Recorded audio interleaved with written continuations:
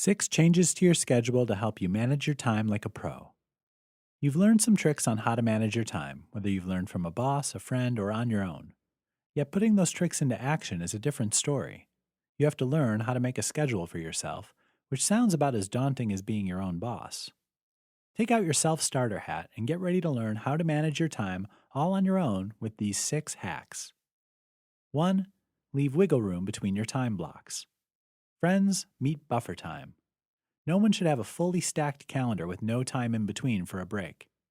Block out buffer time on your calendar in between meetings and tasks. Your future self will thank you when your days are more productive and the hours are less exhausting. 2. Organize yourself. This is a big life change for some people because organization habits don't always come easily. At first, it may feel like you're spending extra time trying to stay organized, but the payoff is worth it. Here's a staggering statistic. On average, Americans waste about 2.5 days a year looking for misplaced objects. Don't be part of that statistic. Find a place for your belongings and always put them back where they belong. This goes for computer files too. Create a simple filing system and save new documents to the correct location. 3. Make use of the 80-20 rule. Have you ever heard of the Pareto principle, otherwise known as the 80-20 rule? This principle says you can get 80% of the work done in 20% of the time.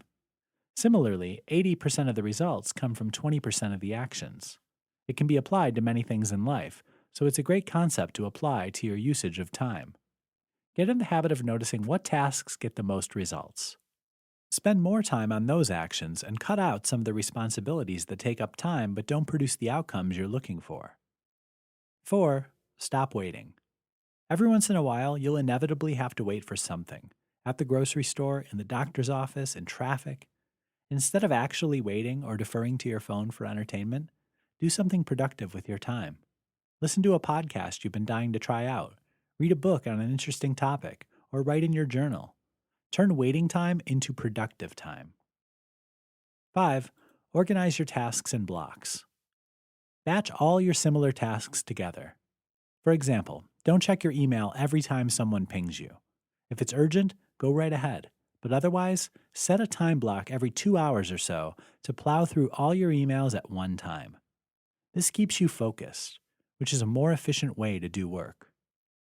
6. Try to do less. This may sound like a slacker approach, but it's not. Believe it or not, we take on way more than we need to, meaning we take on more than is beneficial to our work. If you find yourself planning parties, chatting with your coworkers, and dabbling in another department's workload, you may have spread yourself too thin.